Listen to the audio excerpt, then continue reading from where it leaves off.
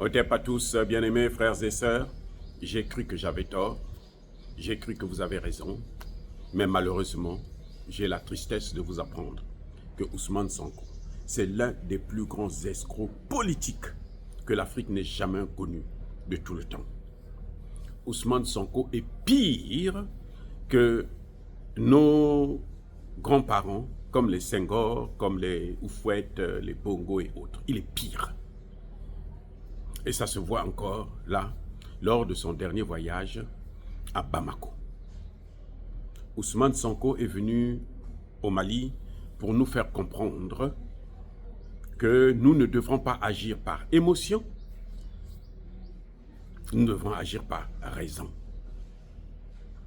Parce que, en ce qui le concerne, en ce qui concerne la CEDEAO et l'AES dans cette crise, en ce qui concerne le panafricanisme, nous agissons par émotion.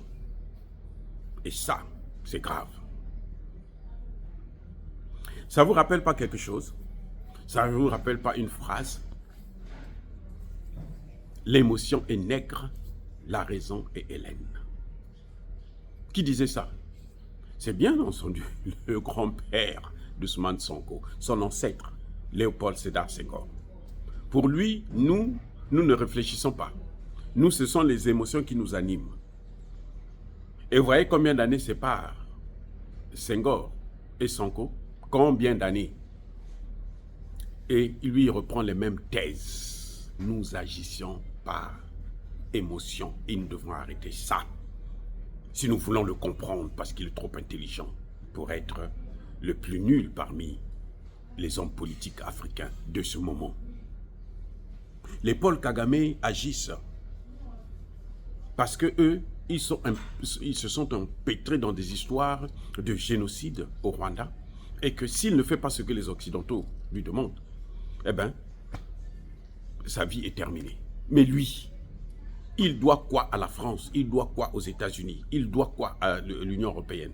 Il doit quoi à la Grande-Bretagne? Rien. Mais il va se jeter quand même, les mains et les bras liés. Eh oui, c'est là où pour lui, il devient plus dangereux. Tshisekedi a eu le pouvoir là, son premier pouvoir là. Ce sont les Français, les Américains qui lui ont donné ce pouvoir. Il est obligé de faire avec. Il est obligé de leur donner tout ce qu'eux, ils demandent. Voilà pourquoi l'Est est en train d'être balkanisé. Mais lui, ce sont les Sénégalais, c'est la jeunesse sénégalaise qui s'est levée pour lui donner le pouvoir. Et voilà ce qu'il en fait. Quand il dit que n'agissez pas par émotion, qui agit par émotion? C'est qui? C'est les dirigeants maliens, c'est Assimi Goïta, c'est Choguel Kokala Maïga qui agit par émotion. C'est le peuple malien qui est émotionnel, ou bien ce sont les panafricanistes qui sont émotionnels? Question, répondez-moi. Qui agit par émotion? Ousmane Sonko insulte qui? Vous voyez que quand tu te retournes, quand vous vous posez cette question, vous vous rendez compte qu'en fait, celui qui agit par émotion, c'est lui. Ou c'est lui qui est redevable aux Occidentaux. Mais ce n'est pas nous. Nous n'avons rien, au contraire. Nous avons compris les enjeux, nous savons ce que c'est que le panafricanisme. Ousmane Sonko nous dit qu'il n'a jamais dit qu'il va rentrer dans l'AES. Qui lui a posé la question de savoir si il va rentrer dans l'AES? Est-ce que c'est ça la question qu'on lui a posée? Vous avez écouté son discours, je ne peux pas vous remettre ça encore parce que ça circule, c'est sur la toile. Personne, la question c'était pas qu'est-ce que tu penses de l'AES, si tu vas rentrer ou pas. On ne lui a pas posé cette question. Les gars, on lui a posé la question de savoir que le discours qu'il tenait avant qu'il ne soit au pouvoir et celui qu'il tient maintenant quand il est au pouvoir, il est différent. C'est ça la question qu'on lui a posée. Est-ce qu'il est toujours panafricaniste ou pas? D'ailleurs, il ne l'a jamais été. Moi, je vous l'ai déjà dit à plusieurs reprises. On veut forcer quelqu'un d'être ce qu'il n'est pas, d'être ce que lui-même, il ne revendique pas. Ousmane Sonko n'a jamais revendiqué qu'il est panafricaniste. Jamais. Ce sont les Occidentaux, les Français, comme pour nous diviser encore une fois de plus, qui le traitent de panafricaniste de gauche et on dit les autres sont des panafricanistes de droite ou extrémistes ou je ne sais pas quoi que ce soit. Mais Ousmane Sonko lui-même n'a jamais déclaré ça. Donc la question, Ousmane Sonko a été hors sujet. Je dis bien hors sujet. Ousmane Sonko n'a même pas prononcé le mot CEDEAO. Même pas. Il n'a rien dit sur la CEDEAO. Aucun mot sur la CEDEAO. Il a parlé de la CEDEAO, mais il n'a pas prononcé le mot CEDEAO. Voilà comment il est hypocrite. Parce qu'il sait que le mot seulement CEDEAO, ça donne de la migraine aux gens. Donc, qu'est-ce qu'il fait? Il se dit, moi je ne prononce pas le mot, mais je parle quand même des faits. Je parle quand même de la CEDEAO, sans prononcer le mot CEDEAO. Écoutez-le bien, les gars. Ousmane Sonko ne vous a jamais rappelé que lui, il est le Premier ministre du Sénégal. Il parle d'un gouvernement. Il veut mettre la responsabilité de ses actions, de sa pensée sur tout un gouvernement et sur le président Bassirou Diomaye Faye. Oui, c'est vrai qu'ils sont les mêmes. Mais lui doit prendre ses responsabilités. Il devait s'engager. Il a plus parlé. Il a prononcé le mot président du PASTEF. Membre de l'opposition. Au moins 5 fois. Comptez vous-même. Mais il n'a jamais dit, je suis Premier ministre. En tant que Premier ministre, je prends telle position. Non. En tant que Premier ministre, je fais ceci. Ousmane Sonko ne l'a pas fait. C'est ça l'hypocrisie. C'est ça la démagogie. C'est ça la manipulation. Parce qu'il n'est pas honnête. Parce que c'est un menteur. L'empire du mensonge vient de naître au Sénégal.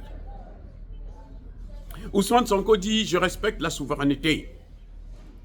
Le Mali peut penser rester dans sa position dans l'AES, comme il peut repartir dans la CEDEAO, sa position. Il dit bien, je comprendrai cette position. Ça veut dire que Ousmane Sonko vient, il l'a dit avant son départ, il a dit quelques jours avant, qu'on ne peut pas continuer à diviser ce pays. On ne peut pas continuer à diviser ce pays. C'est nos institutions.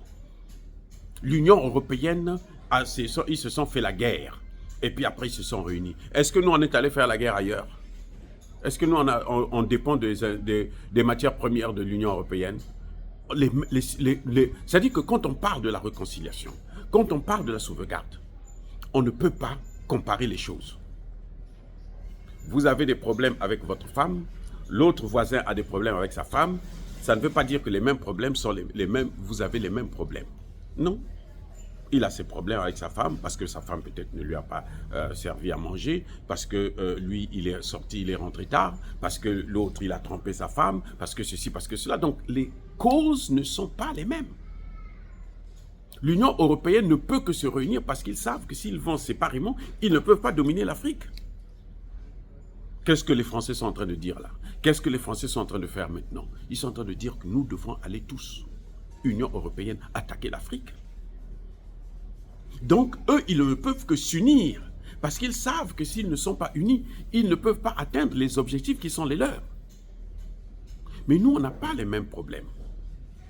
Donc, nous, notre problème à nous, justement, c'est la présence occidentale. Le Premier ministre, son collègue Premier ministre Choguel, qui était à côté de lui, l'a rappelé encore il y a une semaine.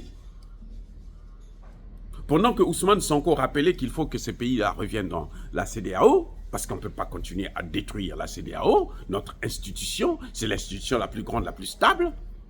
Lui trouve que c'est la meilleure institution qui existe en Afrique, notamment en Afrique de l'Ouest.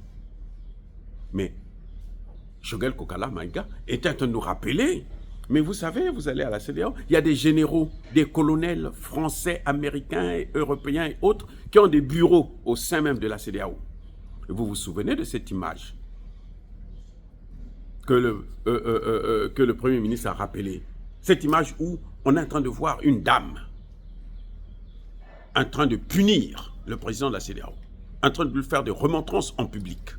Elle a levé le doigt pour dire si tu continues, on va te torturer, on va t'écraser. Qui ne se souvient pas de cette image macabre que Sonko n'a pas vue, visiblement. Sonko n'a pas vu ça. Vous voyez? Donc, Ousmane Sonko, c'est un hypocrite, c'est un homme dangereux, c'est un homme politique de peu de valeur. Voilà. C'est un minable. C'est un minable. Parce que le Sénégal mérite mieux. Le Sénégal mérite mieux.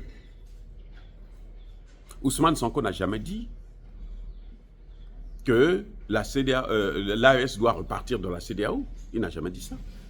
Mais pourquoi il parle encore de lui unir la famille? Et il parle de quelle famille africaine? De quelle famille? Oh, la famille élargie avec les Occidentaux. Vous vous souvenez, c'est Ousmane Sonko qui a dit que les Blancs sud-africains sont aussi des panafricanistes, alors que ce sont des occupants.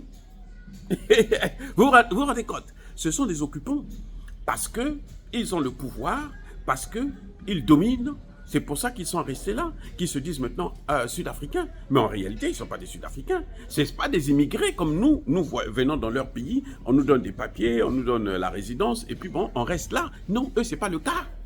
Eux, ils sont venus avec la colonisation. Ils sont venus piller, dominer, écraser nos parents. Et maintenant, ils disent, nous, on doit rester maintenant ici. Parce que nous, là où on était là, c'est mauvais. Là où c'est bien, c'est ici. Ce n'est pas la même chose. Ousmane Sonko dit que ce sont des panafricanistes. Non, ils ne sont pas des panafricanistes. La preuve, c'est que ce sont eux qui ont empêché Vladimir Poutine de venir en Afrique du Sud. L'Afrique du Sud n'a rien à voir dans le conflit entre l'Ukraine et la Russie. L'Afrique du Sud, ce n'est pas son problème. Donc, voyez, les amis, c'est dit que Ousmane Sonko doit arrêter cette hypocrisie. Plus il fait ça, plus il devient ridicule. C'est-à-dire que c'est l'homme politique sénégalais le plus ridicule que je n'ai jamais connu. Les Macky Sall et les autres étaient des lèche-culs de l'Occident, mais ils avaient un peu de dignité. Lui, il n'en a même plus. Il n'en a même plus. Ousmane Sonko n'a aucune dignité. Et c'est lui qui est en train de détruire le palmarès de Bassirou Diomaye Faye. Ousmane Sonko Vous savez pourquoi il ne s'est pas présenté comme Premier ministre? Il est venu comme Premier ministre, mais il a plus parlé de lui en tant que président du PASTEF. Il a parlé du passé, il n'a pas parlé du présent. Il a parlé du passé. Quand j'étais en prison, quand j'étais dans l'opposition, quand j'étais ceci, voilà ce que j'ai dit. Ce n'est pas ce que nous voulons entendre. C'est ce qu'il dit maintenant. Voilà comment les hommes politiques africains et notamment sénégalais sont en train de nous montrer leur vraie face. Ousmane Sonko est, c'est-à-dire que la pire espèce du malheur de l'Afrique et notamment du Sénégal. Dire cela, c'est inciter à la haine ou à la violence, non. Il n'y a pas colère de Yamalem. Encore une fois de plus, bien aimés frères et sœurs, je persiste et je signe. Soyez bénis, soyez abondamment bénis par le Dieu des Kémites et par nos ancêtres angéliques. Mais que tous ceux qui persécutent le continent africain le pillent et le déstabilisent, qu'ils soient noirs, blancs, chinois, arabes, juifs, indiens, qui qu'ils soient punis, maudits, foudroyés, neutralisés, écrasés, effacés par le Dieu des Kémites et par nos ancêtres angélisés.